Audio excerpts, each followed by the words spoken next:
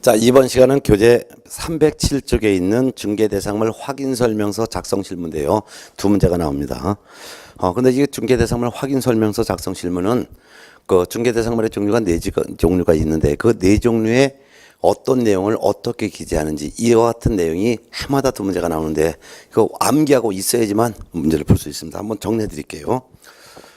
307페이지에 나와 있는 문제인데 중개대상물, 즉 토지, 건물, 임목, 공장재단, 광업재단에 대해서 중개를 완성시켰을 때 이 물건을 확인해서 매수인에게 설명한 내용을 서면으로 작성해서 교부를 해야 되는데 이 중개대상물의 확인설명서가 표준서식이 있습니다.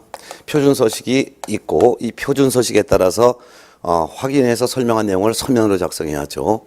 이 설명서는 확인설명서는 중개가 완성이 되었을 때 작성을 하는데 이 작성하는 내용은 매수인에게 설명한 내용을 작성하는 거예요. 설명한 내용을 기록하는 건데 이 설명은 언제 설명하냐면 중개가 완성되기 전에 설명해야죠. 그래서 중개가 완성되기 전에 설명한 내용을 중개가 완성되었을 때 작성을 한다 그 말이에요. 네.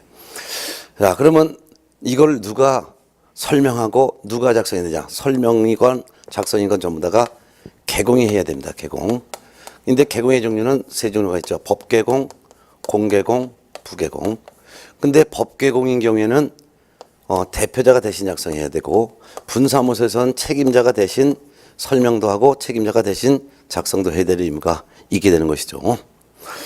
자, 그러면은 이 확인 설명서를 작성할 때 이 확인 설명서의 종류가 표준 서식에 네 종류가 있다 그랬어요. 그래서 중개한 물건이 뭐냐에 따라서 네 종류가 있는데 확인 설명서 종류는 주거용 건축물에 대한 확인 설명서가 있고 그게 첫 번째입니다. 두 번째는 비주거용 건축물 확인 설명서가 있으며 세 번째는 토지 확인 설명서가 있고 네 번째는 임목 광업재단 공장재단에 대한 확인 설명서가 이렇게 네 종류로 나눠져 있습니다. 주거용 건축물 확인 설명서 하면 주거용 건물 즉 주택에 대한 중개를 완성시켰을 때 매수인 임차인에게 설명한 내용을 기록하는 서면인데요. 주거용 건축물 확인 설명서에는 총 13가지 종류의 내용을 기록하고 비주거용 건축물 예를 들면은 공장이나 또는 상가 등에 대한 매매, 교환, 임대차 등을 중개 완성했을 때 매수인, 임차인 등에게 설명한 내용을 기록하는데 총 11가지 내용을 기록하며 토지 중개대상물 확인 설명서는 임야나 등과 또 농지에 대한 중개를 완성시켜줬을 때 매수인, 임차인에게 설명한 내용을 기록하는데 총 9가지 내용을 기록합니다. 임목, 광업재단, 공장재단은 동일 서식으로 되어 있는데 임목, 광업재단, 공장재단에 대한 매수인 또는 저당권을 취득하려는 사람에게 설명한 내용이 되겠고 총 8가지 내용을 기록하도록 되어 있습니다. 이 13가지, 11가지, 9가지, 8가지 내용을 기록할 때 확인 설명서는 총 3가지로 구분해서 기록합니다. 3가지로 구분해서 기록하는데 그 첫 번째가 바로 개공의 기본 확인 사항으로 기록하는 기본 확인 사항으로 기재하는 내용이 있는데 개공의 기본 확인 사항은 조사가 쉽기 때문에 개공이 직접 확인해서 설명한 내용을 기록하도록 되어 있고 개공의 세부 확인 사항이 있습니다. 개공의 세부 확인 사항은 조사가 좀 어렵습니다. 그렇기 때문에 개공이 확인해서 기재하는 것이 아니라 의뢰인의 협조를 받아서 기재하도록 되어 있고요. 그 다음에 중개, 보수 등에 관한 사항으로 기록합니다. 이렇게 해서 개공의 기본 확인 사항으로 기록하는 내용, 개공의 세부 확인 사항으로 기록하는 내용, 보수 등에 관한 내용 이렇게 3가지로 구분해서 기록합니다. 그중에서 주거용 건축물 확인 설명서에 총 13가지를 기록할 때 개공의 기본 확인사항은 조사가 쉽기 때문에 개공이 직접 확인해서 기록하는데 총 13가지 내용 중에서 8가지를 기본 확인사항에 기록합니다. 첫 번째가 대상 물건의 표시가 되겠습니다. 즉 토지 건물에 대한 소재지, 지번, 지목, 면적 등을 기록합니다. 특히 새로 이번에 7월 30일자로 새로 신설된 규정이 하나 있습니다. 대상 물건의 표시란에 기록할 때 만일 건물이라면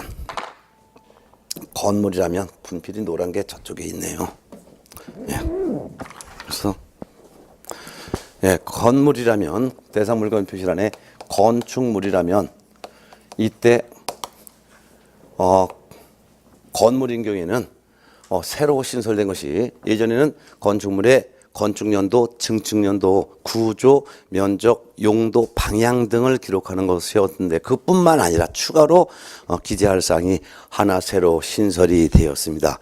그것이 바로 건물의 내진 설계가 적용되는지 여부를 기록하고 내진 설계가 적용되는 건물인지 이거를 기재한다. 뿐만 아니라 내진 능력도 기록하도록 됐습니다. 이게 바로 추가가 됐으니까 혹시 여러분 갖고 있는 자료에 추가로 써놓으시기 바랍니다. 건축물에 내진 설계 적용 여부 및 내진 능력도 기재해야 된다는 게 추가로 신설됐다는 거 꼭 알아두시기 바랍니다. 7월 31일자로 시행되고 있는 내용이 되겠습니다. 며칠 안 됐죠. 그래서 대상 물건의 표시, 즉 소재지, 지번, 지목, 면적, 구조, 건축연도, 증축연도 이런 것들인데 내진 설계 적용 여부 및 내진 능력도 기록합니다. 이게 첫 번째고요. 두 번째는 권리관계를 기록합니다. 권리관계를 기재하는데 이는 등기부에 기재되어 있는 내용입니다. 즉 소유자가 누구고 소유권 외의 권리는 누구인지 요거를 기록합니다. 요 같은 것들은 둘 다 조사가 쉽죠. 이 물건의 소재지, 면적 등 대상 물건의 표시는 개공이 토지 대장 등본, 건축물 대장 등본을 직접 확인해서 적고 권리관계 등기부 기재 사항은 이거는 개공이 직접 등기사항 증명서를 직접 확인해서 적습니다. 세 번째는 토지 이용 계획 및 공법상 거래 규제 및 이용 제한에 관한 사항을 적는데요. 이것도 조사가 쉽습니다. 그중에서 건폐율 상한, 용적률 상한은 개공이 직접 조례를 확인해서 적고 도시군 계획시설, 지구나지 계획구역 등은 개공이 토지이용계획 확인서를 직접 확인해서 적고 그 밖에 용도지역, 용도지구, 용도구역, 토지거래 허가구역인지 여부 이것도 역시 개공이 직접 토지이용계획 확인서를 확인해서 적습니다. 근데 토지이용계획 확인서를 통해서 확인이 안 되는 사항은 부동산 종합정보망 등을 직접 확인해서 적습니다. 네 번째는 입지 조건을 기재하는데 입지 조건에는 5가지 사항을 기재합니다. 즉 도로와의 관계, 대중교통수단, 그 다음에 주차장 유무, 그 다음에 교육시설, 그 다음에 판매와 의료시설 이와 같은 5가지 사항을 입지조건란에 기재한다는 것도 외워두셔야 합니다. 그 다음에 이제 5번째는 관리에 관한 사항을 기록하죠. 관리에 관한 사항. 즉 경비실이 있는지 없는지, 관리의 주체는 누구인지, 그 다음에 1km 이내 비선호시설이 있는지 없는지 요거 기록하고 그 다음에 거래 예정 금액 등을 기록하죠. 중개 완성되기 전에 거래 예정 금액 등을 기록합니다. 그 다음에 취득함에 따라 부담할 조세의 종류와 세율을 기록하는데 지방세법 내용을 개공이 직접 확인해서 적고 취득 관련 조세를 적을 때 취득세, 농어촌 특별세, 지방교육세의 각각의 세율을 적습니다. 특히 재산세는 6월 1일 기준으로 6월 1일 현재 해당 부동산의 소유자가 재산세를 납부해야 될 것입니다. 총 8가지 대상 물건의 표시, 권리관계, 그 다음에 토지 이용계획 및 공법상 이용제한 거래 규제에 관한 사항, 입지조건, 관리에 관한 사항, 비선호시설, 거래 예정 금액, 그 다음에 취득함에 따라 부담할 조세의 종류와 세율 8가지를 기록한다는 거. 자, 요 기본 확인사항은 개공이 직접 확인해서 전달했었죠. 그런데 세부 확인사항에 기록하는 것은 조사가 좀 어렵습니다. 그래서 개공이 직접 조사하는 것이 아니라 의뢰인의 협조를 받아서 기재하는데 세부 확인사항에 기록하는 내용은 4가지입니다. 실, 내, 벽, 환, 실제 권리관계 또는 공시되지 아니한 물건의 권리에 관한 내용인데요. 즉 미등기 유치권자가 있는지, 그럼 유치권자의 공사대금이 얼마인지, 정원수, 정원석을 팔지 안 팔지 이런 내용들인데요. 이런 것들은 매도인이 개공에게 고지한 사항을 적습니다. 내벽환 세 가지가 있는데요. 내부 외부 시설물의 상태입니다. 내부 외부 시설물 상태하면 수도, 전기, 가스, 소방, 난방 방식, 연료 공급, 승강기, 배수, 그 밖의 시설물인데요. 그중에서 소방에 대해서 기재할 때는요. 과거에는 소화전이 있는지 없는지, 소화전이 있다면 몇 개 있는지 이런 걸 기록했는데 이게 개정돼 가지고 소방에서는 아파트를 제외한 일반 주택의 경우에는 자동 경보형 감지기가 있는지, 있다면 몇 개가 있는지 이런 것을 소방시설에 대해서 기재합니다. 이것도 올해부터 신설된 사항이니까 꼭 알아두셔야 합니다. 그렇지만 아파트인 경우에는 자동 경보형 감지기가 당연히 되어 있기 때문에 자동 경보형 감지기의 유무 요거는 기재하지 않고 아파트를 제외한 일반 주택에 대해서만 기재합니다. 그 다음에 벽은 벽면 도배 상태, 그 다음에 환경 조건은 일조, 소음, 진동에 관련된 내용을 기록합니다. 이 실내 벽한 네 가지가 바로 세부 확인사항에 기록하는데 그중에서 실제 권리관계 또는 공시되지 아니한 물건의 권리에 관한 사항은 매도인이 개공에게 고지한 사항을 적는 것이고, 그 다음에 내 벽환, 내외부 시설물 상태, 벽면 도배 상태, 그 다음에 환경 조건, 요거는 개공이 매도인에게 상태에 관한 자료를 요구하여 확인한 사항을 적습니다. 보수 등에 관한 사항에서는 하나를 기록하는데 중개 보수와 실비의 금액을 적습니다. 이때 금액을 적을 때는 특별한 약정이 없는 한 부가치세는 제외하고 기재하므로 부가치세는 별도로 청구해서 받을 수가 있습니다.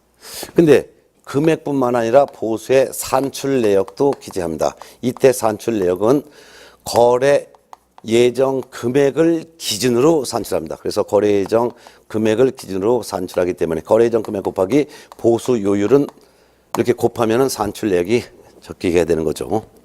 자, 요 같은 것을 이제 보수 등에 관한 사항으로 하나를 기록하니까 기본 확인사항에 기록하는 것은 세부 확인사항인 실내 벽환과 보수 등에 관한 사항인 보수 및 실배 금액과 산출 내역을 제외한 나머지 사항은 전부 다가 기본 확인사항에 기재한다는 것을 박아두셔야 합니다. 네.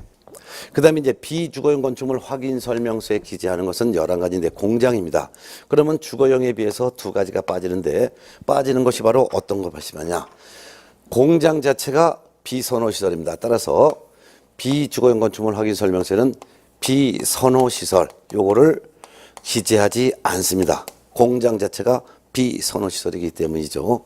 그 다음에 한 가지 또 빠지는 것이 바로 세부 확인 사항 중에서 환경 조건 요거를 기재하지 않습니다. 그래서 환경 조건도 비주거용 건축물 확인 설명서에는 기재하지 않습니다. 그러면 나머지는 다 기재합니다. 따라서 비주거용 건축물 확인 설명서도 기본 확인 사항에 기재하는 거, 세부 확인 사항에 기재하는 거, 보수 등에 관한 사항을 기재하는데 단지 주거용에 비해서 두 가지가 빠진다는 걸 꼭 기억해 두시고, 특히 비주거용 건축물 확인 설명서에도 입지 조건을 기록하는 건 맞습니다. 그런데 이 입적 조건 중에서 공장 건물에는 도로와의 관계, 대중교통수단, 주차장까지는 기록합니다. 그렇지만 교육시설, 그 다음에 판매 의료시설 요거는 비주거용 건축물 확인 설명서에 기재하지 않습니다. 그 이유가 공장 옆에 교육시설이 있을 리가 없고 백화점, 대학병원이 있을 리가 없기 때문이라는 거. 그 다음에 공장 건물에도 내외부 시설물 상태, 실내 벽환 중에서 실내 벽을 기록하는 게 원칙입니다. 그렇지만 환경 조건은 기록하지 않는다 그랬죠. 그런데 주거용 건축물 확인 설명서는 벽면뿐만 아니라 도배 상태도 기재합니다. 그렇지만 비주거용 건축물 확인 설명서는 벽면 상태는 기재하지만 도배에 관해서는 기재하지 않습니다. 왜냐하면 공장에 도배하는 사람이 없기 때문이죠. 오늘 날씨가 습져서 그런지 분필이 살짝 돼도 막 부러지네요. 예. 자, 이렇게 보시고요. 그 다음에 토지 중개 대상물 확인 설명서. 토지 확인 설명서도 9가지를 기록하는데 기본 확인사항, 세부 확인사항, 보수 등에 관한 사항으로 기록합니다. 그런데 주거용에 비해서 4가지가 빠집니다. 4가지가 빠지는 것이 토지하면 임야농지예요. 그런데 주거용 건축물 확인 설명서에 네 가지 빠진 중에서 바로 이 관리에 관한 사항을 기록하지 않습니다. 왜냐면 공여지 토지 임야농지에 관리에 관한 사항, 즉 경비실이 있을 리가 없고 그렇기 때문에 관리에 관한 사항은 기재하지 않습니다. 그 다음에 세부 확인상에 기록하는 것 중에서 내벽한 요 세 가지는 기록하지 않습니다. 그래서 내외부 시설물 상태 기재하지 않는다. 벽면 도배 상태도 기재하지 않는다. 환경 조건 기재하지 않습니다. 네 가지가 주거용에 비해서 차이가 납니다. 그리고 나머지는 다 기재하는 거죠. 나머지는 다 기재합니다. 자, 공여지 토지 임야농지에 내부 외부 시설물이 있을 리가 없고 벽면 도배가 있을 리가 없고 환경 조건 층간소음이 있을 리가 없기 때문에 기재하지 않는데요. 특히 주의할 것은 토지 확인 설명서에도요. 기본 확인상에 비선호 시설은 기재한다는 거 아주 중요하니까 좀 알아두시고, 그 다음에 입지 조건을 기록하는 것도 맞는데 다만 토지 중개 대상물 확인 설명서에는 주거용에는 도로와의 관계, 대중교통수단, 주차장, 교육시설, 판매시설 5가지를 기록하는데 그 중에서 토지 중개 대상물 확인 설명서에는 도로와의 관계, 대중교통수단까지 그리고 요거까지는 이제 기재합니다. 그런데 그렇지만 입지조건에 주차장 기재하지 않죠. 왜냐면 농지임야에 주차장이 있을 리가 없고 그 다음에 교육시설과 그 다음에 판매의료시설 요거 기록하지 않죠. 세 가지. 왜? 농지임야에 주차장이 있을 리가 없고 교육시설 학교가 있을 리가 없고 백화점 대학병원이 없기 때문에 요거는 기록하지 않는다는 것도 알아두시기 바랍니다. 네. 자, 그 다음에 임목 공장재단 광업재단 확인 설명서에는 8가지를 기록하는데 이 8가지 중에서 주거용 건축물 확인 설명서에도 기록되고 비주거용 건축물 확인 설명서에도 기록되고 토지 중개 대상물 확인 설명서에도 기록되고 임목 공장재단 광업재단 확인 설명서에도 모든 종류의 확인 설명서에 다 기록되는 내용이 6가지가 있어요. 공통적으로 모든 확인 설명서에 기재되는 내용이 6가지가 있는데 6가지 중에서 첫 번째가 바로 1. 대상 물건의 표시 기재한다. 두 번째는 2. 권리관계에 관한 사항도 기록합니다. 권리관계에 관한 사항. 권리관계. 등기된 권리. 그 다음에 7번 거래 예정 금액. 거래 예정 금액 등을 기재하는 거. 그 다음에 8. 취득함에 따라 부담해야 될 조세의 종류와 세율도 기재합니다.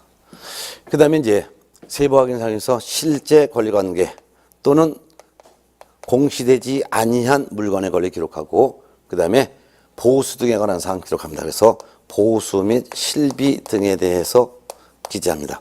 그럼 총 8가지가 되겠죠. 그 외에 2가지를 더 기록하는 것이 있는데 여기 기본 확인상에 여기에 기록하는 내용 중에서 6가지 외에 추가로 임목이면 생육 상태를 기재합니다. 생육 상태. 그리고 공장재단이나 광업재단이라면 각각의 재단 목록을 기재합니다. 재단 목록. 그리고 플러스 이게 이제 임목은 생육 상태, 공장재단, 광업재단 재단 목록. 그리고 또 하나가 바로 기타 참고 사항 하면은 총 8가지가 되겠습니다. 예. 자, 이와 같은 확인 설명서에 기재하는 내용, 요거는 최소한 머릿속에 박아두고 있어야지만 문제를 풀지. 이게 완벽하게 암기가 돼 있지 않으면 문제를 풀 수가 없고 정확하게 알지 못하니까 요 정도는 꼭 머릿속에 암기해 놓으셔야 됩니다. 자, 문제를 풀겠습니다. 307페이지. 제2절 중개대상물 확인설명서 작성 실무에서 1번 34번 문제 보겠습니다. 34번 공인중개사법령상 중개대상물 확인설명서에 관한 설명이다. 틀린 것은 1번 서식은 주거용 건축물, 비주거용 건축물, 토지, 임목, 공장재단, 광업재단 이렇게 4가지로 구분되어 있습니다. 맞고 2번 소속 공인중개사가 당해 중개행위를 한 경우 개공과 함께 확인설명서에 서명 및 날인을 해야 합니다. 맞고 3번 개공은 개업 공인중개사 기본 확인사항은 개업 공인중개사가 확인한 사항을 적습니다. 맞습니다. 기본 확인사항은 개공이 확인한 사항을 적습니다. 맞고요. 4번 임목의 생육 상태는 임목 등록원부 임목 등기사항 증명서를 확인해서 적습니다. 임목 공장재단 광업재단 확인 설명서에 임목의 생육 상태는 임목 등록원부 임목 등기사항 증명서를 확인했었고 광업재단 공장재단의 목록은 공장재단 광업재단 등기사항 증명서 등을 확인해서 적습니다. 맞습니다.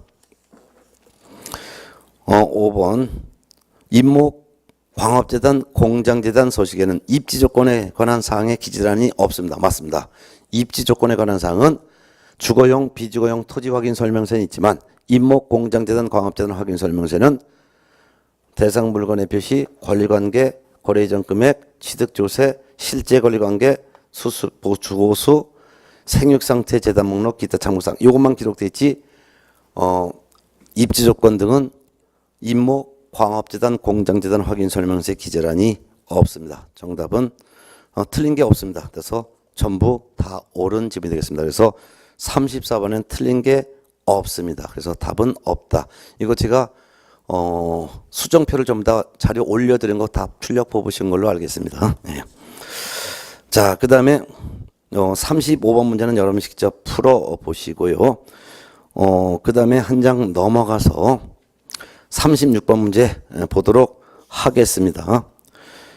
36번 공인중개사법령상 개업 공인중개사의 중개대상물 확인 설명서 작성에 관한 설명이다. 틀린 것은 1번 개업 공인중개사 기본 확인사항은 개공이 확인한 사항을 적죠. 맞고 2번 권리관계 등기부 기재사항란 즉 등기사항 증명서 기재사항은 등기사항 증명서를 확인해서 적습니다. 맞고 3번 공장재단 광업재단을 중개 완성한 때에는 재단 목록에 대해서는 재단 목록을 재단 등기사항 증명서 이런 것들을 확인해 재단 목록 및 재단 등기사항 증명서를 확인해서 적되 임목을 중개한 완성한 때에는 임목 등록 원부와 임목 등기사항 증명서를 확인하여 임목의 생육 상태를 적습니다. 맞고 4번 당해 중개에 의한 소공이 있는 경우에는 개공과 소공이 함께 서명 또는 날인을 해야 되는 것이 아니라 서명 및 날인을 해야 될 것입니다.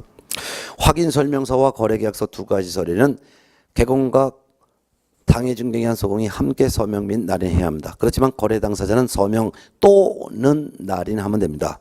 거래 당사자는 서명 및 날인하는 서류가 하나도 없고 거래 당사자는 서명 또는 날인, 개공 및 당해 중개에 의한 소공은 확인 설명서 및 거래계약서에 서명 및 날인합니다.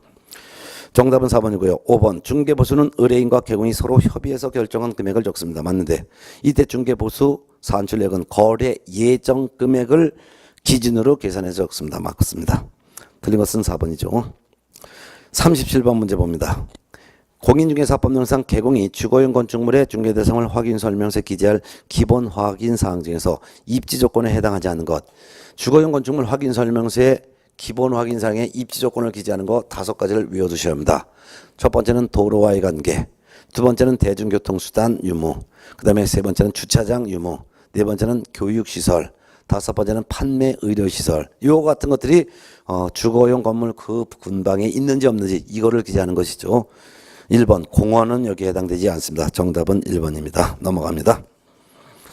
38번 문제. 공인중개사법령상 주택매매시작서는 중개대상은 확인설명서에 관한 설명이다. 틀린 것은 1번 건폐율 상한 및 용적률 상한은 주택법에 따라 기재하는 것이 아니라 그 지역 조례를 확인하여 적습니다. 건폐율의 상한과 용적률의 상한은 지역마다 다 다르죠. 그래서 그 지역 조례를 확인해서 적습니다. 2번 권리관계의 등기사항 증명서 기재사항은 등기사항 증명서를 확인해서 적습니다. 맞고요.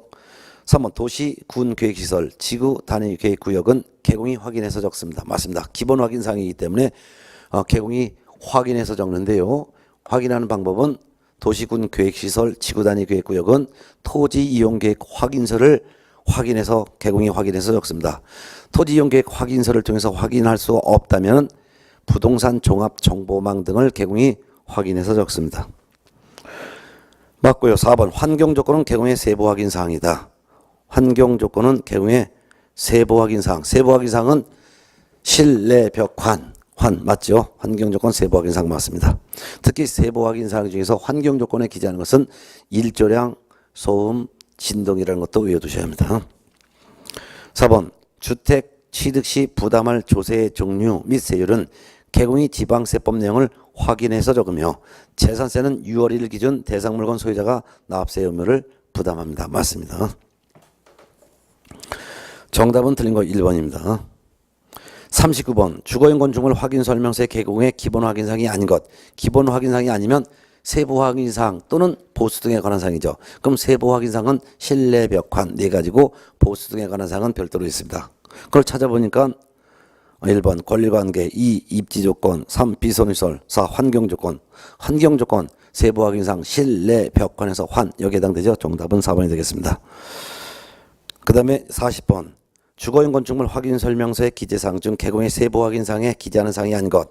세부 확인사항 주거용 건축물 확인설명서 세부 확인사항은 실내 벽환입니다. 그런데 그 중에서 1번 권리를 취득함에 따라 부담할 조세의 종류 및 세율. 이거는 실내 벽환 아니죠. 조세에 관한 사항은 개공의 기본 확인사항에 기재하는 내용입니다. 정답 1번이죠. 41번 공인중개사법령상 중개대상물 확인설명서 작성 방법에 관한 설명이다. 옳은 것은 1번 권리관계의 등기부 기재사항은 개공의 기본 확인사항으로 적고 실제 권리관계 또는 공시되지 아니한 물건의 권리에 관한 사항은 개공의 세부 확인사항으로 구분하여 기재한다. 맞습니다. 따라서 실제 권리관계 등기되지 아니한 권리는 이건 세부 확인사항, 등기된 권리관계인 권리관계는 이건 기본 확인사항에 적습니다. 맞죠? 정답은 1번이 되겠습니다. 2번 건폐율 상한, 용적률 상한은 개공의 기본 확인사항입니다. 그건 맞아요. 근데 토지이용계획 확인서 내용을 확인해서 적는다? 아닙니다. 토지이용계획 공법상 이용지하 및 거래 규제가 관한 사항에는 건폐율의 상한, 용적률의 상한을 기록하는데 이는 조례를 확인해서 적고 토지이용계획 공법상 이용제한 거래 규제 사항 중에서 도시군 계획시설, 지구단위계획구역 요거는 토지이용계획 확인서를 확인해서 적대. 토지이용계획 확인서를 통해서 확인이 안 되면 부동산 종합정보망을 확인해서 적고 또한 토지이용계획 공법상 이용자 및 거래 규제 사항란 중 용도적, 용도지구, 용도구역 등은 이거는 토지이용계획 확인서를 개공이 확인해서 적습니다. 따라서 건폐율 상한, 용적률 상한 뭐 이런 것들은 이거는 개공의 기본 확인사항은 맞는데 이거는 토지이용계획 확인서 내용을 확인해서 적는 것이 아니라 조례를 확인해서 적습니다. 4번 거래 예정 금액은 개공의 세부 확인사항으로 틀렸습니다. 세부 확인사항은 실내벽환이죠. 이거는 기본 확인사항입니다. 중개가 완성된 때의 거래 금액을 기재한다. 틀렸습니다. 중개가 완성되기 전의 거래 예정 금액 등을 적습니다. 그 다음에 4번 취득 시 부담할 조세의 종류 및 세율은 개공의 중개대상물의 유형별 모든 소식에 공통적으로 기재할 사항은 맞습니다. 근데 임대차의 경우에도 기재해야 된다?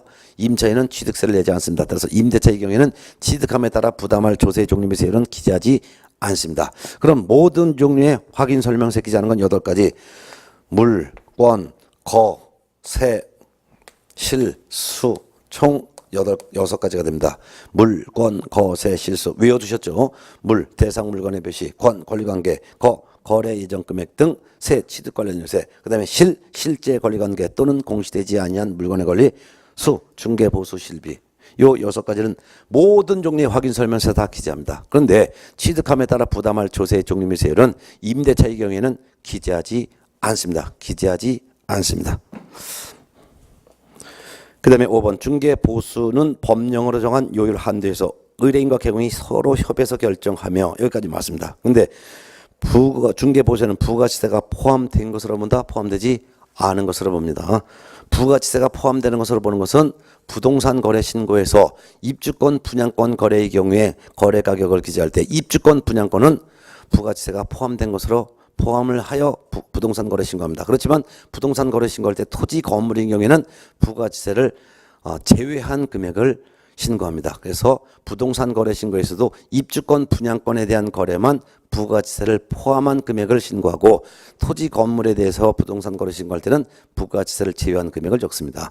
또한 중개 보수 및 실비의 금액과 산출 내역을 기재할 때 중개 보수와 실비는 개공과 의뢰인이 서로 협의한 금액을 결정해서 서로 협의해서 정한 금액을 적는데 산출 내역은 중개 완성 전에 거래 예정 금액을 기준으로 계산하여 적습니다.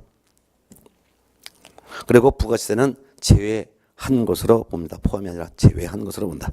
정답은 1번이 되겠습니다. 그 다음에 42번 문제 보도록 하겠습니다. 주거용 건축물 확인 설명서 작성 방법에 대한 설명이 다 틀린 것은 1번 대상 물건의 표시는 토지대장, 건축물대장 등을 확인해서 적대. 건축물의 방향은 주택의 경우 거실, 안방 등 주실의 방향을, 그 밖의 건축물은 주된 출입구 방향을 기준으로 해서 적습니다. 맞고 2번 입지조건 관리관한상 비선호시설은 개공이 조사하여 기재한다. 입지조건 관리관한상 비선호시설은 기본 확인사항이죠. 기본 확인사항은 개공이 확인 조사해서 기재하는 건 맞습니다. 조사하는 방법은 입지, 관리, 비선호시설은 현장 조사하여 기재하게 되겠죠. 4번 토지이용계획 공법상 이용 제한 및 거래 규제 관한 사항의 건폐율 상한 및 용적률 사항은 토지이용계획 확인서의 내용을 확인해서 적는다. 아닙니다. 이건 조례를 확인해서 적습니다. 뒷집문 봅니다. 이 경우 임대차의 경우에는 기재를 생략할 수 있습니다. 맞아요. 임차 입장에서는 건폐율의 상한이 몇 %씩 중요하지 않기 때문에 임대차의 경우에는 이와 같은 토지이용계획 공법상 이용 제한 및 거래 규제 관한 사항은 기재를 생략할 수는 있을 것입니다. 자, 그 다음에 4번 거래 예정 금액 등은 중개가 완성되기 전에 거래 예정 금액, 중개가 완성되기 전에 개별 공시지가, 중개가 완성되기 전에 건물 공시가격을 적습니다. 맞아요. 이 경우 임대차의 경우에는 개별 공시지가와 건물 공시가격은 기재를 생략할 수가 있습니다. 옳은 질문이죠. 5번 취득 시 부담할 조세의 종류 및 세율은 중개가 완성이 되기 전에 지방세법 내용을 확인해서 적는데요. 이 경우 임대차의 경우에는 기재하지 않습니다. 맞습니다. 틀린 거 답 3번이었습니다. 43번 문제 봅니다. 주거용 건축물 중개대상물 확인 설명서 작성 방법과 관련된 기술 중 옳지 않은 것은 1번 실제 권리관계 또는 공시되지 아니한 물건의 권리에 관한 사항은 등기사항 증명서 등 관련 공부를 확인해서 적는다. 이건 등기되지 않은 권리입니다. 그래서 등기부를 확인해서 적는 것이 아니라 매도인이 고지한 사항을 적습니다. 즉 이 부동산의 유치권자의 공사대금은 얼마입니다 라고 고지하거나 정원수 정원석은 안 팔겠습니다 라고 고지한 사항을 적는 것입니다. 2번 임대차 계약이 있는 경우 임대보증금 월 단위 차임액 계약기간 장기 수선 중단금 처리 내용을 확인해서 적습니다. 맞습니다. 3번 질문 근저당이 설정된 경우에는 채권 최고액을 확인해서 적습니다. 맞고 4번 내외부 시설물 상태, 벽면 도배 상태, 환경 조건, 내벽환 세 가지는 개공이 매도인 임대인에게 자료를 요구하여 확인한 사항을 적습니다. 맞습니다. 세부 확인 사항 실내 벽환 중에서 실제 권리관계 또는 공시되지 아니한 물건의 권리는 매도인이 개공에게 고지한 사항을 적고 내벽환 세 가지는 개공이 매도인에게 자료를 요구하여 확인하여 적습니다. 5번 중개보수는 개공과 의뢰인이 협의하여 결정한 금액을 기재하되 중개보수 산출액은 거래 예정 금액을 기준해서 적습니다. 맞습니다. 틀린 거 1번이죠. 그 다음에 44번 문제에서는 틀린 것만 보겠습니다. 44번 주거용 건축물 확인 설명서 작성에 대한 설명 중 틀린 것은 4번인데요. 임대차의 경우에도 토지이용계획 공법상 이용자 및 거래 규제가 하는 사항을 기재해야 된다. 임대차의 경우에는 기재를 생략할 수 있습니다. 예. 44번 문제 넘어가서 45번 문제 보도록 하겠습니다. 주거용 건축물 확인 설명서 작성에 대한 내용 중 틀린 것은 1번 관리에 관한 사항에는 경비실의 유무와 관리의 주체를 기재합니다. 이거는 개공의 기본 확인 사항에 적는 거죠. 그리고 직접 확인해서 현장 확인해서 적습니다. 맞고요. 2번 비선호시설에 관한 사항에는 1km 이내에 존재하는 묘지, 장례식장 등 비선호시설에 대해서 기재한다. 맞습니다. 이건 기본 확인사항으로서 개공이 현장 확인해서 적어야 되겠죠. 맞고 3번 거래 예정 금액 등에 관한 사항에는 거래 예정 금액, 개별 공시지가, 건물 공시지가를 기재한다. 맞습니다. 다만 이 경우에 임대차의 경우에는 개별 공시지가와 건물 공시지가 두 가지는 기재를 생략할 수도 있습니다. 맞고요. 4번 임대차의 경우에도 취득함에 따라 부담할 조세 종류 및 세율에 관한 사항을 기재한다. 기재하지 않습니다. 임대차의 경우에는 기재하지 않습니다. 이 경우 재산세는 6월 1일 기준 대상물건 소유자가 납세 의무를 부담하는 건 맞지만 그렇지만 임대차의 경우에는 조세 관련된 사항은 기재하지 않는다. 왜? 임차인은 취득세를 낼 리가 없으니까. 취득세는 소유권 취득할 때만 취득세를 부담합니다. 틀린 거 답 4번.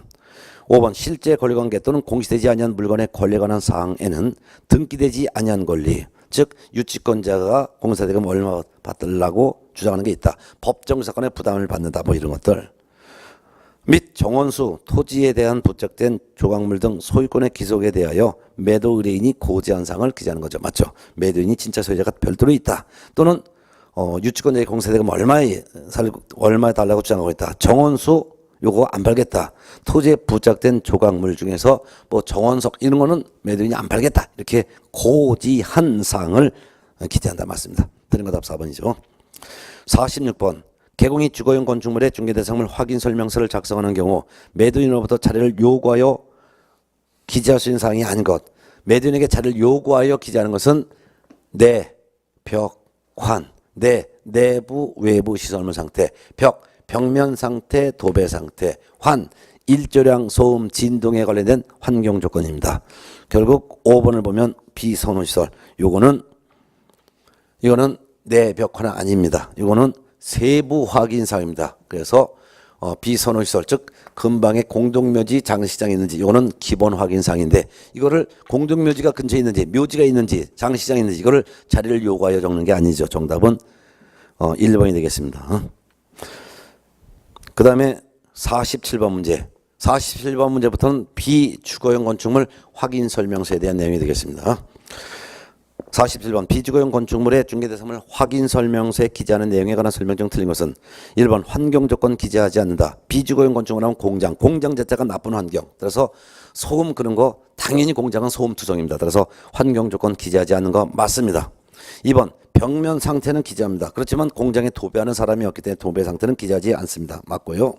3번 입지 조건란에 도로와의 관계, 대중교통수단, 주차장, 교육시설, 판매시설 이 5가지를 다 기재한다. 아닙니다. 비주거용 건축물 확인 설명서도 입지 조건은 있습니다. 입지 조건란에 기재하는 것은 5가지 중에서 이 공장 근처에 도로가 있는지, 도로의 관계, 대중교통수단으로서 버스가 다니는지, 그 다음에 주차장이 있는지 요거 3가지만 기재합니다. 따라서 공장 옆에 교육시설로서 초, 중고등학교가 있을 리가 없고 공장 옆에 판매시설로서 백화점, 의료시설로서 대학병원이 있을 리가 없으므로 교육시설, 판매의료시설 요거는 기재하지 않습니다. 틀린 거 답 3번이 되겠습니다. 4번 비주거용 건축물 확인 설명서에 비선호시설 기재하지 않습니다. 맞습니다. 공장 자체가 비선호시설이기 때문입니다.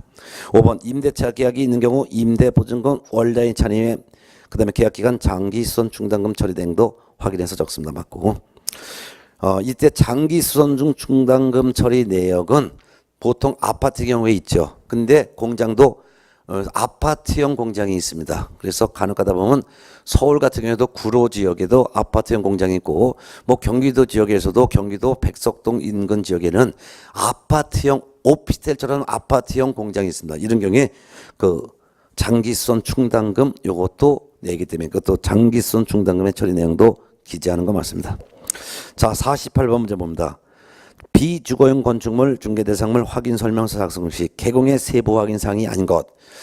비주거용 건축물 확인 설명은 주거용에 비해서 2가지가 빠지고 기재하지 않는 것이 바로 비선호시설과 환경 조건을 기록하지 않습니다. 그러면 비주거용 건축물 확인 설명서도 기본 확인사항, 세부 확인사항, 보수 등에 관한 사항을 기록하는데 세부 확인사항에는 실내벽 3가지만 기록합니다. 실내벽. 네. 근데 48번 비주거용 건축물 확인 설명서 작할 때 세부 확인사항이 아닌 것. 그래서 실내벽이 아닌 것을 찾아봐라 그럽니다. 1번 벽면의 균열 여부. 이거 있죠. 실내벽에서 벽 해당되고 이 승강기 유무 이거는 실내벽에서 내부 외부 시설물 상태입니다. 내부 외부 시설물 상태는 수도, 전기, 가스, 소방, 난방 방식, 연료 공급, 승강기, 배수 그 밖의 시설물이기 때문에 승강기 유무 이거는 내 외부 시설물 상태이기 때문에 세부 확인사항 맞습니다. 내벽관에서 네. 그 다음에 3번 주차장 유무 이거는 입지 조건입니다. 주차장이 있는지 없는지 이거는 입지 조건. 입지 조건은 기본 확인사항에 적습니다. 틀린 것은 답 3번이 되겠습니다. 4번 비상벨 유무 요거는 내외부 시설물 상태의 그 밖의 사항입니다. 수도, 내외부 시설물 상태, 수도, 전기, 가스, 소방, 난방 방식, 연료 공급, 승강기, 배수 그 밖의 시설물입니다. 그 밖의 시설물 상태에 비상벨이 있으면 비상벨. 그 다음에 공장 같은 경우 공장 용수가 어느 정도인지 공장 용수에 대한 공장 용수 뭐 같은 내역들도 기록합니다. 그 다음에 5번 가스 치사형 공급 방식 요거 내외부 시설물 상태죠. 수도, 전기, 가스. 예. 정답은 3번이 되겠습니다. 49번 문제는 이제 토지 중개 대상물 확인 설명서가 됩니다. 이번에는 토지가 되겠습니다. 토지하면 임야한 농지를 연상하고 그것도 기본 확인사항, 세부 확인사항, 보수 등에 관한 사항으로 기록하는데 주거용 건축물에 비해서 4가지가 빠지는데 기본 확인사항 중에서도 관리에 관한 사항, 즉 경비실의 유무, 관리주체 이거 기록하지 않고 세부 확인사항 중에서 내벽관, 내외부 시설물 상태, 벽면 도배 상태, 환경 조건 요거는 기록하지 않는다. 입지 조건을 기록할 때 있어서 토지 농지 옆에 도로가 있는지 대중교통으로서 농지 근처에 도로가 있고 또는 대중교통으로서 버스가 다니는지 요거까지는 기록하지만 임야 농지에 주차장이 있는지 없는지 이거 기록하지 않고 교육시설, 판매의뢰서를 기록하지 않는다는 거. 특히 토지 확인 설명서에는 비선호시설도 기재하는데 농지 옆에 공동묘지가 있으면 농지 가격 떨어지기 때문에 비선호시설을 기재한다는 거, 이런 거를 좀 주의해서 알아보시면 됩니다. 그럼 49번 문제 보겠습니다. 토지 매매 경우 중개대상물 확인 설명서 서식의 개공의 기본 확인사항에 해당하지 않는 것. 기본 확인사항에 해당하지 않는 것은 결국은 세부 확인사항과 중개 보수에 관한 사항을 찾아라, 그 말이죠. 그게 바로 2번입니다. 실제 권리관계 또는 공시되지 아니한 물건의 권리. 요거는 세부 확인사항이 되겠습니다. 정답은 1번. 그렇지만 1번 입지조건, 토지 확인 설명서도 입지조건 기재합니다. 단지 입지조건에 도로와의 관계와 대중교통수단 요 두 가지만 기재하고 주차장 유무 기재하지 않는다. 그 다음에 교육시설 기재하지 않는다. 또한 판매의뢰시설도 입지조건란에 기재하지 않는다. 그렇지만 입지조건란이 기재하는 게 있고 입지조건란에 도로와의 관계, 대중교통수단 두 가지는 입지조건란에 기재합니다. 정답은 2번이고 3번 거래 예정 금액도 기재해야 되고 4번 취득시 부담할 조세 종류 세율 기록하고 5번 비선호시설 즉 농지 임야 근처에 공동묘지가 있는지 이것도 기록합니다. 정답은 2번. 50번 공인중개사법령상 개공이 토지의 중개대상물 확인 설명서에 기재해야 될 사항에 해당하는 것을 모두 고른 것. 자, 기재하지 않는 것은 주거용에 비해서 네 가지가 빠지죠. 일단 토지하면 농지 임야니까 관리에 관한 사항 기록하지 않고, 그 다음에 세부 확인상에서 내벽환 기재하지 않는 거니까 찾아보면 됩니다. 그럼 50번 확인 설명서, 토지 확인 설명 기재해야 하는 사항을 찾습니다. 비선호시설 유무 기재합니다. 농지 임야 옆에 공동묘지가 있다면 있다, 그런 거 기재하죠. 그 다음에 일조량 등 환경조건, 내벽환 요거 기록하지 않죠. 그 다음에 관리 주체에 관한 사항, 농지 임야의 경비실, 관리 주체 이런 거, 관리 주체라는 것은 관리에 관한 사항인데 경비실이 있는지 관리를 누가 하는지 이런 거는 기재하지 않습니다. 왜? 경비실이 있을 리가 없으니까요. 그러니까 관리 주체라는 것 자체가 있을 리가 없죠. 네 번째 공법상 이용자 및 거래 규제에 관한 사항은 기재합니다. 그 다음에 다섯 번째 접근성 등 입지 조건 요거 기재합니다. 그럼 결국 세 개가 되겠죠. 비선호시설 유무, 공법상 이용자 및 거래 규제에 관한 사항, 접근성 등 입조건 세 개. 정답은 3번이 되겠습니다. 자, 그 다음에 51번 토지 중개 대상물 확인 설명서에 기재하는 내용에 관한 설명 중 틀린 것은 1번 대상 물건의 표시, 건축물에 관한 사항은 기재하지 않는다. 맞죠?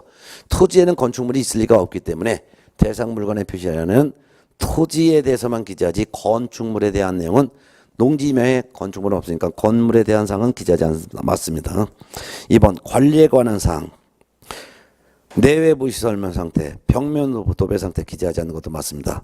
3번 입지조건 난에 도로와의 관계, 대중교통수단 요거 두 가지는 기재하지만 주차장, 교육시설, 판매시설은 기재하지 않죠. 맞고 4번 환경조건 기재하지 않는다. 환경조건은 층간소음을 말하는데 토지에 층간소음이 있을 리가 없기 때문이죠. 5번 비선호시설 기재하지 않는다. 기재합니다. 토지 근처에 공동묘지가 있는지 기재합니다. 정답 5번. 52번 문제 중개대상물의 종류와 상관없이 모든 중개대상물 확인 설명서에 공통적으로 기재하는 사항으로만 묶은 것 6가지죠. 물권, 거세, 실수 이게 외워져 있어야 합니다. 격번 거래 예정 금액, 물권, 거세, 실수에서 거 해당됩니다. 4번 토지 이용계 공법상 이용제 및 거래 규제에 관한 사항은 해당하지 않습니다. 디귿번 실제 권리 관계 또는 공시되지 않은 물건의 권리, 물권, 거세, 실수에서 실 해당합니다. 1번 취득시 부담할 조세의 종류 및 세율, 물권, 거세, 세 바로 조세 기재합니다. 그 다음 미음은 환경조건 기재하지 않습니다. 결국 모든 종류의 확인 설명서에 공통적으로 기재하는 사항으로만 묶은 것은 기억, 거래 예정 금액, 디귿 실제 권리 관계 또는 공시되지 않은 물건의 권리, 1번 취득시 부담할 조세 종류 세율, 기억, 디귿, 리을 세 개가 되겠고 답은 2번이 되겠습니다. 자, 여기까지가 중개대상물 확인 설명서 작성인데요. 중개가 완성됐을 때 중개대상물 확인 설명서를 작성했으면 개공과 물론 법인은 대표자, 분사무선 책임자와 당해 중개행위한 소공이 함께 서명 및 날인을 하게 됩니다. 그리고 거래 당사자인 매도인과 매수인은 서명하거나 또는 날인을 하게 됩니다. 그래서 이를 거래 당사자인 매도인 매수인에게 교부를 합니다. 이때 확인 설명서를 교부할 때는 업무 보증 설정하였음을 증명할 수 있는 서류를 같이 교부하게 되죠. 같이 교부하는 거예요. 그리고 개공은 확인 설명서, 이 확인 설명서는 별도로 그 사본을 3년간 보존을 해야 될 의무가 있습니다. 그렇지만 보증 설정 증명서는 이거는 보존 의무가 없습니다. 왜? 보증 기간이 다 알고 있기 때문이라는 거죠. 자, 그러면 확인 설명서를 작성해서 교부했으면 그 다음에 작성할 서류가 바로 거래 계약서를 작성해서 교부를 하는 거죠. 거래 계약서를 작성해서 교부하는데요. 그 거래 계약서 작성이 바로 318페이지부터 있습니다. 318페이지 중에서 1번 문제 한번 확인해 보겠습니다. 거래 계약 체결 시 확인해야 할 사항에 대한 판례 태도가 아닌 것은 몇 개인가? 기억번, 인감 도장과 일치 않은 인감 증명서가 첨부되어 있더라도 본인에게 대리권 수요 여부를 확인하지 않았다면 개공에게 책임을 물을 수가 있다? 없습니다.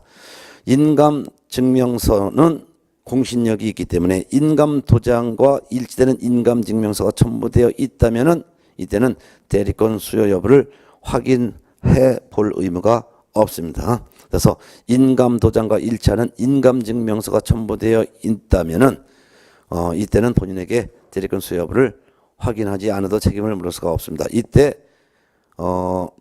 인감 도장과 일치하는 인감 증명서가 다음에 뭘 써내면 우임장애라고 써놓으시기 바랍니다. 우임장애 이걸 좀 써놓으시기 바랍니다.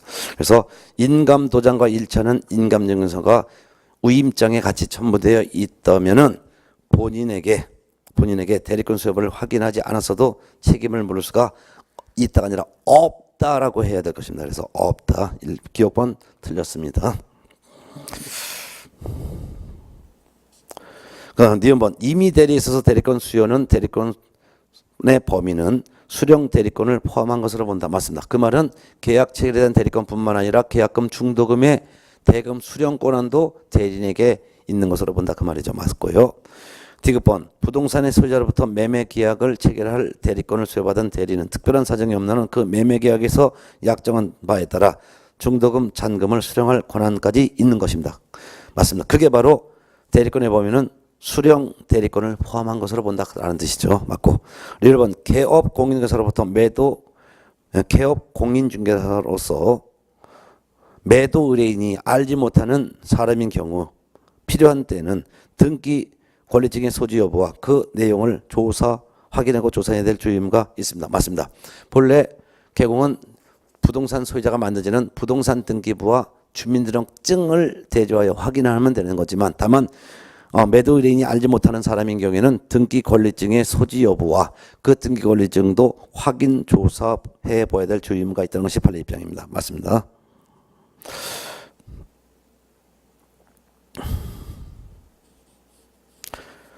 그 다음에 이제 결국 틀린 것, 태도가 아닌 것은 기억번 하나밖에 없네. 정답은 1번이 되겠네요. 예. 그 다음에 2번 문제 봅니다.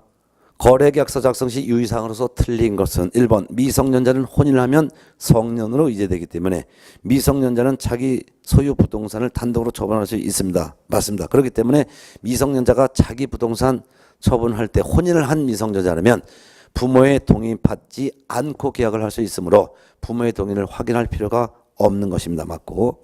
2번 미성년자의 아버지가 미성년자 명의 부동산을 처분할 때는 미성년자의 어머니의 동의도 확인해야 되겠죠. 맞죠? 친권은 공동이기 때문이죠. 3번 등기사항 증명서 상의 소유자와 실제 소유가 서로 다를 때는 실제 소유자와 계약을 체결해야 할 것입니다. 맞고. 4번 부부간의 일방이 타방 명의의 부동산을 처분하는 것은 일상가사대리권의 범위에 포함된다? 포함되지 않습니다.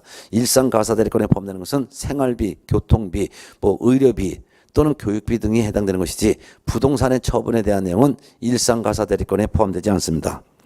그 다음에 타방 배우자는 대리권을 수여받지 아니해도 부동산 처분 행위할 수 있다? 없습니다. 그래서 부부간의 부동산 처분은 남입니다. 따라서 본인의 위임장이 첨부된 위임장이 있어야만 대리권이 있는 것으로 보는 거죠. 그래서 타방 배우자는 대리권을 수여받지 아니한 경우에는 부동산 처분 행위를 할 수가 없습니다. 틀린 거 답 4번입니다.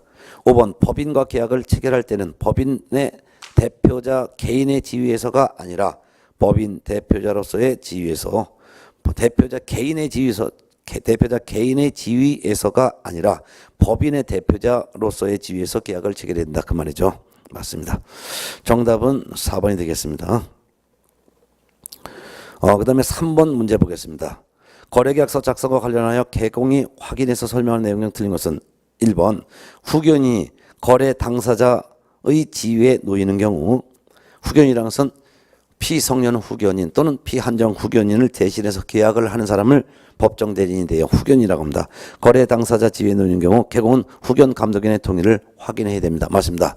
후견 감독인의 동의도 없이 후견이 지 맘대로 계약하게 되면은 그 피성년 후견인 또는 피한정 후견인에게 상당한 불이익이 발생할 수 있기 때문에 후견이 후견권을 행사하려면 후견 감독인의 동의가 있어야 됩니다. 맞습니다. 그렇기 때문에 개공은 후견 감독인의 동의를 확인해 보아야 될 것입니다. 2번 당해 중개 대상물인 건물에 대하여 건축업자가 취득하고 있는 유치권은 매매계약을 체결하여 소유자가 변동되더라도 공사대금 채권을 회수할 때까지 그 유치권이란 권리는 존속하므로 매수인은 유치권자에게 대항하지 못합니다. 라고 설명했다. 잘했죠.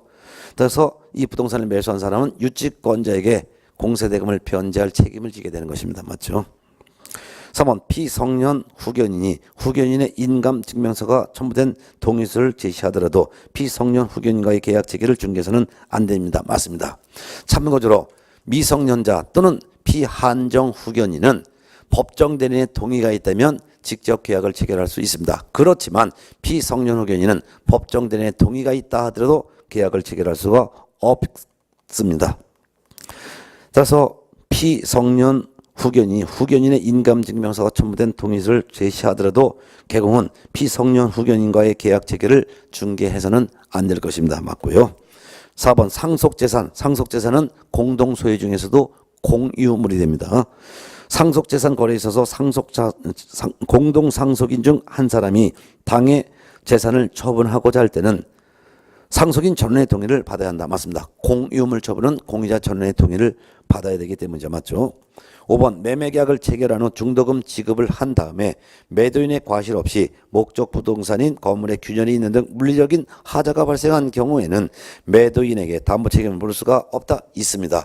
매도인의 담보 책임은 민법상 무과실 책임이므로 매도인과 매수인 사이에 매매계약 체결 당시 매도인의 하자 담보 책임에 대한 배제 특약이 없는 한 이와 같이 매매계약 체결한 후 중도금을 지급한 다음 매도인의 아무런 잘못 없다 하더라도 목적물이 균열 생기면 매도인이 그 하자 담보 책임을 지게 됩니다. 그렇기 때문에 매도인에게 담보 책임을 물을 수가 있습니다. 정답은 5번이 되겠죠. 정답은 5번입니다. 넘어가서 그 다음에 4번 문제는 틀린 것만 보겠습니다. 4번 개공이 매매계약서를 작성하는 경우 거래 당사를 확인하는 방법을 옳지 않은 것은 4번인데요. 4번 매도인이 미성년자인 경우 그가 혼인을 하였더라도 친권자의 동의를 확인해야 된다. 혼인한 미성년자라면 친권자의 동의 확인할 필요가 없습니다. 정답은 4번입니다. 5번 문제 보겠습니다. 부동산의 공유물 분할에 관한 설명이다. 틀린 것은 보겠습니다. 1번 공유물 분할은 공유자 각자의 청구에 의하고 그 공유물 분할 청구로 공유물 분할의 법률 효과가 발생하게 됩니다. 맞습니다. 2번 등기된 분할 금지 특약은 채권적 효력을 가질 뿐이므로 지분권의 승계에는 효력이 미치지 않는다. 들었습니다. 이거 채권적 효력밖에 없는 건 맞습니다. 왜냐면 등기된 분할 금지 특약도 채권적 효력밖에 없는 건 맞지만 등기를 통해서 제3자에게 공시됐기 때문에 등기된 경우에는 그 지분권의 승계인에게도 분할금지 특약의 효력이 미치게 되는 것입니다. 틀린 거 답 2번이 되겠습니다. 3번 분할 청구가 있으면 공유자 전원은 그 분할 협의에 응할 의무가 있습니다. 맞고 4번 공유물 분할에서는 결국 분할 방법을 정하기 위한 것이고 상대방은 다른 공유자 전원을 대상으로 분할 청구 소송을 제기해야 될 것입니다. 맞고 5번 공유자 사이에 분할 협의가 성립되면 더 이상 분할 공유물 분할에서는 허용되지 않습니다. 맞고 정답은 2번 되겠습니다. 그 다음에 6번 문제를 한번 보겠습니다. 중개업자 갑의 중개로 병이 을의 소유 X토지를 매수한 후 을에게 계약금과 중도금을 지급했습니다. 중도금까지 지급했다는 것이 포인트가 됩니다. 그 후 갑은, 중개업자 갑은, 즉 개업공인사를 말합니다. 개업공인사 갑은 을이 X토지를 정에게 다시 매각한 사실을 알게 되었습니다. 이 경우 개공갑의 설명으로 옳은 것을 모두 고른 것은, 여기서 보면 개공은 갑이고 매도인은 을인데 매수인이 병이라는 거예요. 근데 매도인이 중도금까지 받은 상태에서 이 부동산을 정에게 또 이중 매도했다는 뜻이죠. 기억번 제2 매수인 정과 매도인 을, 제2 매수인 정이 매도인 을과 그 다음에 제1 매수인 병 사이에 매매계약이 있음을 미리 알았다는 사실만으로도 매도인 을과 제2 매수인 정 사이의 매매계약은 무효가 된다? 아닙니다.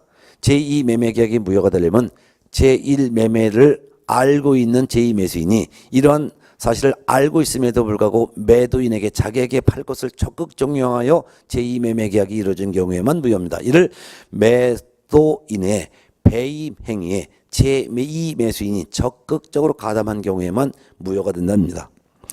단지 제1 매매계약이 알았다는 사실만으로 제2 매매계약을 했을 때는 그 계약은 유효가 됩니다. 니음은 특별한 사정이 없는 한 매도인 을은 제1 매수인 병으로부터 받은 계약금의 배액과 중도금을 반환하고 제1 매수인 병과의 매매계약을 해지할 수 있다? 없습니다. 중도금까지 지급했으면 이행은 착수가 된 것입니다. 따라서 매도인은 자기가 받은 계약금의 배액을 상환하고 중도금을 반환하더라도 계약을 해지할 수가 없습니다. 디귿번 특별한 사정이 없는 한 제1 매수인 병과 제2 매수인 정 중에서 소유권 이전 등기를 먼저 하는 자가 X 토지의 소유자가 된다. 맞습니다. 법률 행위에 의한 물권 변동은 등기를 해야지만 물권이 변동이 되기 때문에 먼저 이전 등기하는 사람이 소유권을 취득하게 되는 것이죠. 맞습니다. 7번 문제를 보겠습니다. 개업공인회사 갑이 정소유의 X 토지를 공유하고자 하는 을과 병에게 매매계약을 중개했다. 다음 설명 중 옳은 것을 모두 고른 것은, 여기서 개업공인회사는 갑이고 그 다음에 정소유의 X토지를 공유하고자 하는 을과 병입니다. 그러면 소유자는 정이기 때문에 매도인이 정이고 그 다음에 공동매수인이 을과 병이 된다 그 말입니다. 옳은 것 찾습니다. 이 기억번 공동매수인 을의 지분이 2분의 1이고 다른 특약이 없는 경우 공동매수인 을이 X토지 전부를 사용 소유하고 있다면 다른 공동매수인 병은 을에게 부당이득 반환 청구할 수 있습니다. 맞습니다. 지분이 2분의 1씩 갖고 있다면 사용수익은 지분의 비율에 따라서 사용수익할 수 있습니다. 그렇지만 2분의 1 지분 갖고 있는 을이 다 사용하고 있으면 다른 공유자 병은 을에게 부당이득 반환 청구할 수가 있는 것이죠. 옳은 지분이 됩니다. 니은번 공동매수인 을의 지분이 2분의 1이고 다른 특약이 없는 경우 을은 단독으로 공유물 관리 관한 사항을 결정할 수가 없습니다. 맞습니다. 공유물의 처분, 즉 공유물의 매매, 교환, 저당은 다른 공유자 전원의 동의가 있어야 합니다. 그렇지만 공유물의 임대차 결정, 배타적 사용 결정 또는 관리 결정, 요 세 가지, 임대 결정, 그 다음에 배타적 사용 결정, 관리 결정, 요 세 가지는 지분의 과반수의 동의가 있어야 합니다. 근데 을의 지분이 2분의 1이기 때문에 다른 특약이 없는 한 을은 단독으로 공유물의 관리 관한 사항 결정할 수도 없고 을은 단독으로 임대에 대한 결정도 할 수 없고 을은 단독으로 배타적 사용 결정도 할 수가 없는 것이죠. 맞습니다. 디귿번 을의 지분이 만일 3분의 2인 경우라면 이때는 과반수가 되겠죠.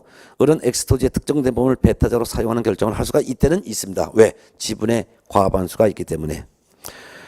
리얼번 공동매수인 을과 공동매수인 병은 X토지를 5년 내에 분할하지 않은 것을 약정할 수 있습니다. 맞습니다.